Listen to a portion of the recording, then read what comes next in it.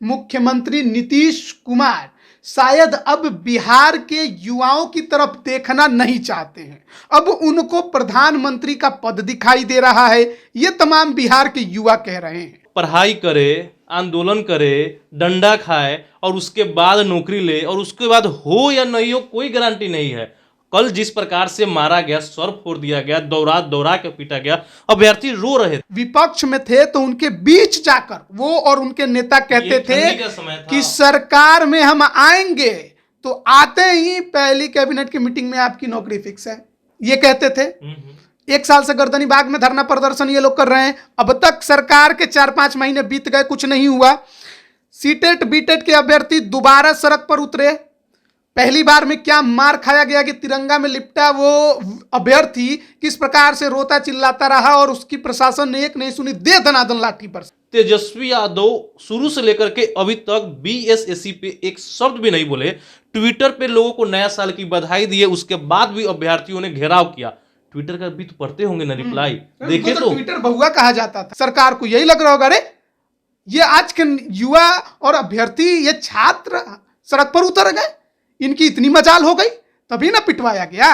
ये तो चुपचाप जा रहे थे, रोका गया और रोकते ही पीटा गया कि हमें तो तेजस्वी से उम्मीद थी, लेकिन ये तो जब से सरकार में आए हैं लाठियां और तेजी से बरसनी शुरू हो गई है। ये सवाल तेजस्वी पर उठ रहा है, ये दाग उन पर अब धीरे धीरे लगते जा रहा है। ये नियुक्ति पत्र के नाम पर जिस प्रकार की फोकसबाजी और ढकोसलाबाजी हुआ, ये तो मैं कहता हूं कि सबसे बड़ा धोखेबाजी है बिहार के युवाओं के साथ। नौकरी नहीं दिया, लेकिन नियुक्ति पत्र के नाम पर नौटंकी हो रहा है पूरे बिहार में। धूल झोंका जा रहा है बिहार के युवाओं के आंखों में। उनके सामने पत्रकार चिल्लाते रहे सवाल को लेकर, और वो उप मुख्यमंत्री जो युवा है वो इनकी बातों को इग्नोर कर दिया। उसने जवाब तक देना मुनासिब नहीं समझा। एक बिहार का वर्तमान मुख्यमंत्री पीएम पद की रेस में अपने आप को बता रहा है, उसको पीएम पद की कुर्सी नजर आ रही है।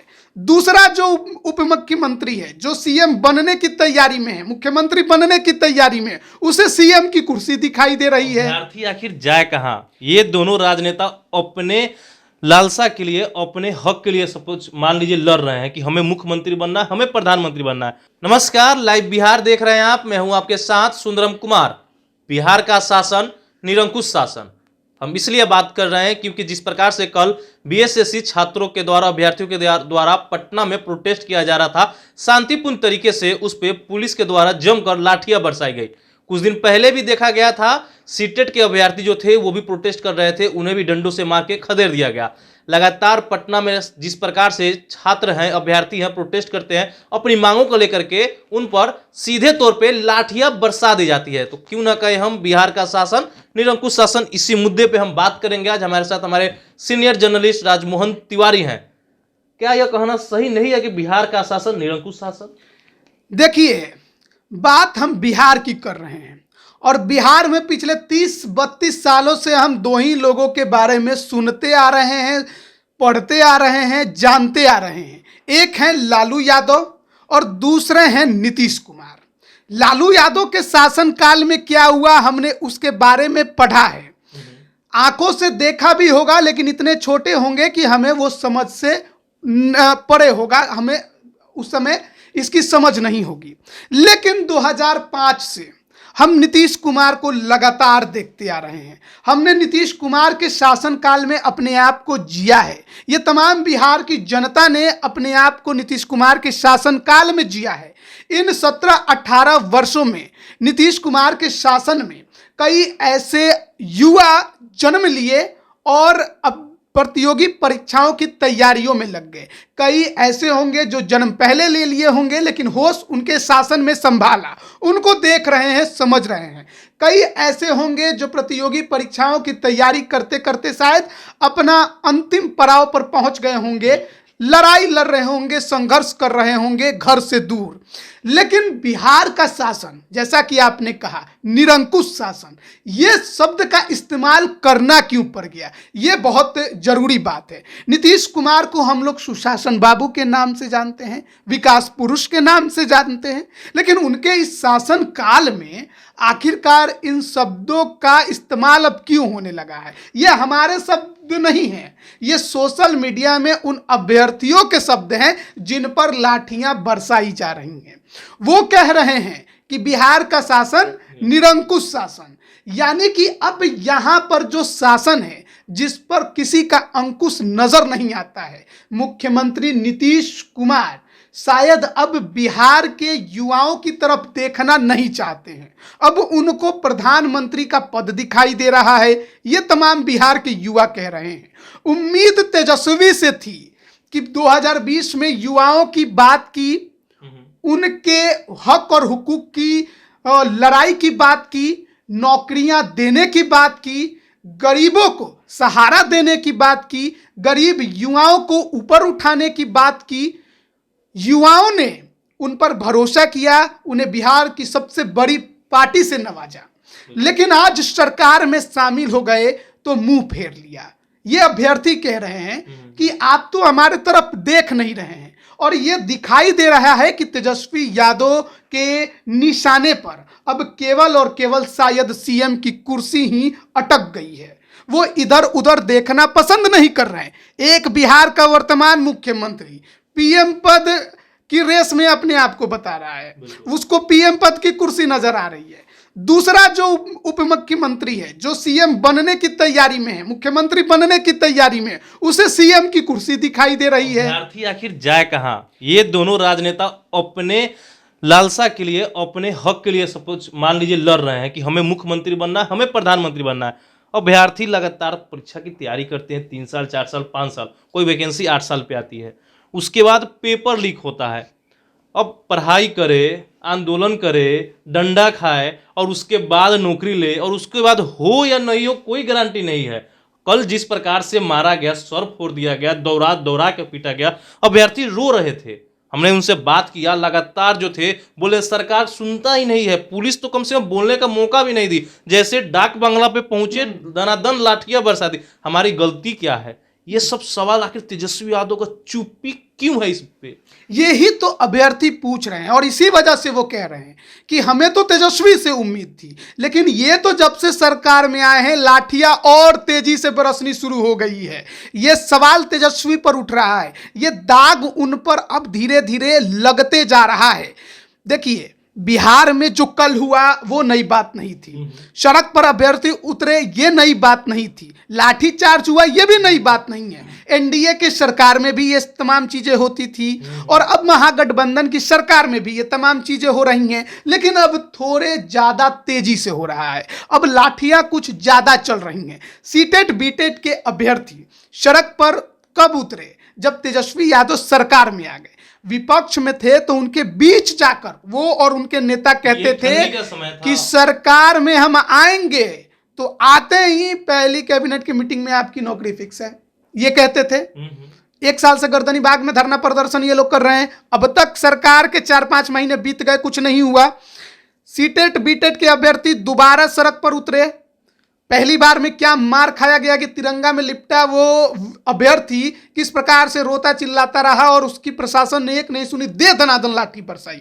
उसके बाद जब फिर उतरे तो फिर लाठीचार्ज हुआ। शीतकालीन सत्र चल रहा था, आंदोलन कर रहे थे इसी डाक बंगला चौराहे पे, और उसके बाद पुलिस के द्वारा दे दनादन, मतलब पुलिस को क्या ऑर्डर मिल गया कि अगर कोई प्रदर्शन करे आप कूट दीजिए? देखिए, पुलिस के ऊपर कई तरह के दबाव रहते हैं। पुलिस के ऊपर एक तो ये भी प्रेशर है कि वो विधि व्यवस्था को कायम रखे, लोग जो आम जनता हैं उन्हें किसी दिक्कत का सामना ना करना पड़े। पुलिस के ऊपर राजनीतिक प्रेशर भी होता है कि कोई मामला इतना ना हाईलाइट हो जाए कि बाद में सरकारों को जवाब देना पड़े, नेताओं को जवाब देना पड़े, तो उनको पहले ही खत्म कर दिया जाए। बीएसएससी प्रोटेस्ट जो कल हुआ था तो उसमें पुलिस को तो कहीं से कोई आम पब्लिक को कोई डिस्टर्ब नहीं कर रहा था। वो आंदोलन पटना कॉलेज से निकला और आयोग के पास जाता, वहां पे लोग जाके घेराव करते बैठते, तो वहां पे पुलिस एक्शन लेती। डाक बंगला चौराहे पे पहले ही पुलिस रोकती है और उसके बाद लाठियां बरसाती थी। तो जब हम लोग संविधान पर नजर डालते हैं तो हमें शुरुआत में यही पढ़ाया जाता है कि हमें अभिव्यक्ति की आज़ादी है, हमें अपनी मांगों को लेकर सड़क पर उतरने की आज़ादी है। जब हम लोग बड़े होते हैं और देखते हैं प्रशासन का जो कानूनी नियम होता है, तब पता चलता है कि आपको कहाँ से आंदोलन करना है, कैसे करना है, उसकी पहले हमसे परमिशन लीजिए। अब सरकार वही है जिसके खिलाफ आंदोलन करना है, हम परमिशन लेने जाएंगे, वो कभी हमको परमिशन देगा कि आप मेरे खिलाफ उतर के सड़क पर आंदोलन करिए? ये परमिशन सरकार कभी नहीं देगी। वही परमिशन सरकार को लेना हो अपने चीज़ों के लिए और किसी और का विरोध करने के लिए, उनकी पार्टी को तुरंत परमिशन मिल जाएगा। लेकिन अभ्यर्थियों को कभी परमिशन नहीं मिलता है। मिलता कहाँ के लिए? जाइए गर्दनी बाग में आंदोलन कीजिए। 1 साल से आंदोलन कर रहा है, सबका क्या हुआ? आज तक तो कुछ नहीं हुआ। ये बात अब अभ्यर्थी समझ गया है कि ये लोग केवल ना ढकोसलाबाजी करते हैं, जुमलेबाजी करते हैं और कुछ नहीं। बिहार लोकतंत्र की जननी है। हर कोई आता है तो इस बात को दोहराता है। प्रधानमंत्री आते हैं वो भी दोहराते हैं, मुख्यमंत्री लगातार दोहराते हैं, उनके नेता लगातार दोहराते हैं। लेकिन इस लोकतांत्रिक राज्य में आप लोकतांत्रिक ढंग से आंदोलन नहीं कर सकते। इसका मतलब एक तो यही निकलता है, आपने परमिशन नहीं ली थी आंदोलन करने की, आप गैर कानूनी ढंग से यातायात को बाधित कर रहे हैं, आप जो है एक दिन की दिनचर्या को बाधित कर रहे हैं, इसलिए आप पर लाठियां बरसेंगी, भले ही आपका भविष्य बर्बाद हो जाए। 9 लाख अभ्यर्थी इसीलिए उतरे थे और वो शांतिपूर्ण ढंग से मांग करते हुए जा रहे थे कि बीएसएससी कार्यालय जाएंगे, ज्ञापन सौंपेंगे। उन्होंने प्रतिबंधित क्षेत्र होकर गुजरने की कोशिश की। इतनी हिम्मत उनके अंदर कहां से आ गई? शायद पुलिस को यही लग रहा होगा, सरकार को यही लग रहा होगा, अरे ये आज के युवा और अभ्यर्थी, ये छात्र सड़क पर उतर गए, इनकी इतनी मजाल हो गई, तभी ना पिटवाया गया। ये तो चुपचाप जा रहे थे, रोका गया और रोकते ही पीटा गया। ये आप बेहतर बता सकते हैं क्योंकि आप उस दौरान वहां पर मौजूद थे। तो अब बताइए कि सरकार जो कहती है कि हमारा शासन सुशासन, इसको कैसे माना जाए? सुशासन किस लिए माने?